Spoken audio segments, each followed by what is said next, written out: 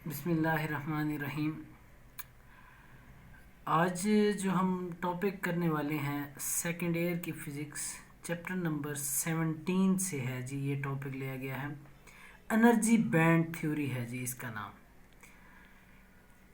Energy band theory हमें ये बताती है कि कोई भी मटेरियल जो है वो कंडक्टर है, इंसुलेटर है या सेमी कंडक्टर है, इन तीन कैटेगरीज में मटेरियल्स को आइडेंटिफाई करना हो तो हम एनर्जी बैंड थ्योरी इस्तेमाल करते हैं जी। तो सबसे पहले हमें ये देखना पड़ेगा, फर्स्ट अंडरस्टैंड एटम क्या है। जितने भी मैटर्स बने होते हैं वो सारे एटम से मिलके बनते हैं। न्यूट्रल एटम जो होता है वो न्यूट्रल होता है, और अगर हम पेरियोडिक टेबल में एलिमेंट्स की बात देखें तो 109 एलिमेंट्स हैं, कुछ कहते हैं 92 हैं और कुछ डिस्कवर भी हुए हैं। अब हम देखते हैं कि न्यूक्लियस वो क्या चीज़ है। न्यूक्लियस एटम का एक सेंट्रल डेंसर पार्ट होता है जो पॉजिटिव चार्ज रखता है। उस न्यूक्लियस के अंदर प्रोटॉन और न्यूट्रॉन पाए जाते हैं।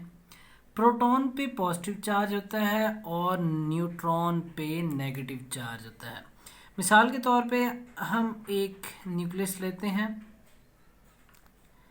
इसके बाहर शेल्स हैं, इन शेल्स में क्या है, इलेक्ट्रॉन्स हैं, और इन शेल्स को हम K shell, L shell, M shell, N shell का नाम देते हैं। न्यूक्लियस से इलेक्ट्रॉन्स बाहर जो एक मदार में मूव कर रहे होते हैं, गर्दिश कर रहे होते हैं, न्यूक्लियस से उन मदार के दरमियान जो डिस्टेंस होता है उसको हम ऑर्बिट कहते हैं। सर्टेन डिस्टेंस होता है, वो जो डिस्टेंस होता है एक ख़ास फासला होता है। इसके बाद देखते हैं कि number of electrons in a shell कितने होते हैं।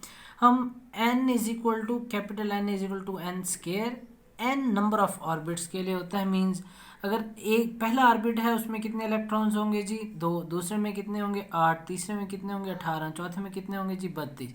अब ये हमें कैसे पता चलेगा, हम n यहाँ से इस फार्मूले से n is equal to 2n square, n की वैल्यू 1 पुट करेंगे तो 2 आ जाएगा, n की वैल्यू 2 पुट करेंगे तो 8 आ जाएगा। मतलब इस तरह हम वैल्यूज़ देखते हैं। Each discrete distance from nucleus is called orbit. उसको हम क्या कहते हैं जी, orbit. Orbits are group into energy levels, उनको हम कहते हैं शेल्स। ये देखें, ये हमें ऑर्बिट्स दिखाया गया, ये पहला शेल है, ये दूसरा शेल है।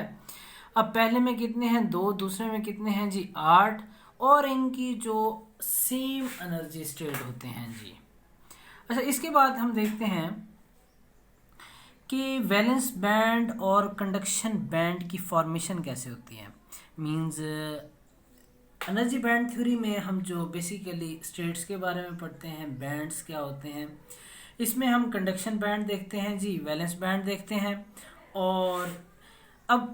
और इसके बाद जो है हमारे पास जो होता है फॉरबिडन गैप के बारे में हम स्टडी करते हैं जी। ये एक एटम है, ये न्यूक्लियस है, इसके बाहर इलेक्ट्रॉन्स मूव कर रहे हैं। ये वाला जो पार्ट है इसको हम कोर कहते हैं क्योंकि ये स्टेबल है, 8 इलेक्ट्रॉन्स है। और लास्ट वाला जो है शेल, ये वैलेंस शेल है।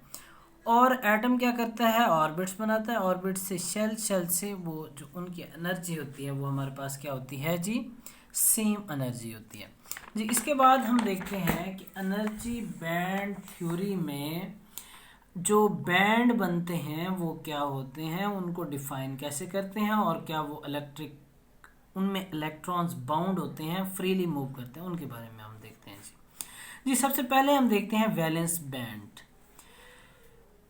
एक एटम के आउटर मोस्ट शेल में जो इलेक्ट्रॉन्स होते हैं उनको हम कहते हैं वैलेंस शेल। क्या कहते हैं जी, वैलेंस शेल। अब उन वैलेंस शेल जो बैंड को ऑक्युपाई करते हैं उनको हम कहते हैं वैलेंस बैंड। उनको हम क्या कहते हैं जी, वैलेंस बैंड कहते हैं। The energy band occupying these electrons, ये दीज इलेक्ट्रॉन्स कौन से हैं जी, वैलेंस इलेक्ट्रॉन्स। क्या हैं जी, वैलेंस इलेक्ट्रॉन्स। मिसाल के तौर पे सिलिकॉन है, सिलिकॉन का एटॉमिक नंबर 14 है, तो ये हमारे पास न्यूक्लियस है और ये ऑर्बिट्स हैं। अब यहाँ पे कितने इलेक्ट्रॉन्स होंगे जी? 2, 8 और 4 ये हो गए। तो मतलब है इसका वैलेंस बैंड जो होगा, मतलब वैलेंस इलेक्ट्रॉन्स कितने होंगे? 4।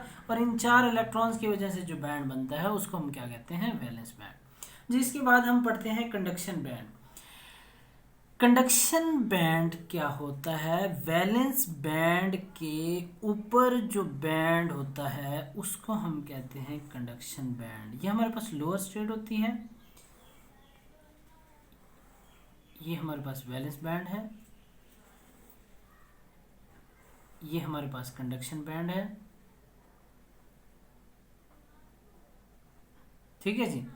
अब हम क्या करते हैं, देखें वैलेंस बैंड के ऊपर कंडक्शन बैंड है तो इसको हम कहते हैं कंडक्शन बैंड। अब देखें, the band above the valence band is called conduction band. Conduction band जो है वो, उसमें जो इलेक्ट्रॉन्स होते हैं वो फ्रीली मूव करते हैं और इलेक्ट्रिक करंट को भी कंडक्ट करते हैं। अब हम आगे देखेंगे कि कंडक्शन बैंड जो है कंडक्टर्स में कैसे होता है, इंसुलेटर्स में कैसे होता है और सेमीकंडक्टर्स में कैसे होता है, वो फिर हम उसको कंपेयर करते हैं जी आगे जी। इसके बाद है energy band, forbidden band. The energy gap between valence band and conduction band is called forbidden। forbidden लिखा हुआ है जी, यहाँ पे मिस्टेक हो गई है, forbidden है, forbidden band कहते हैं जी इसको।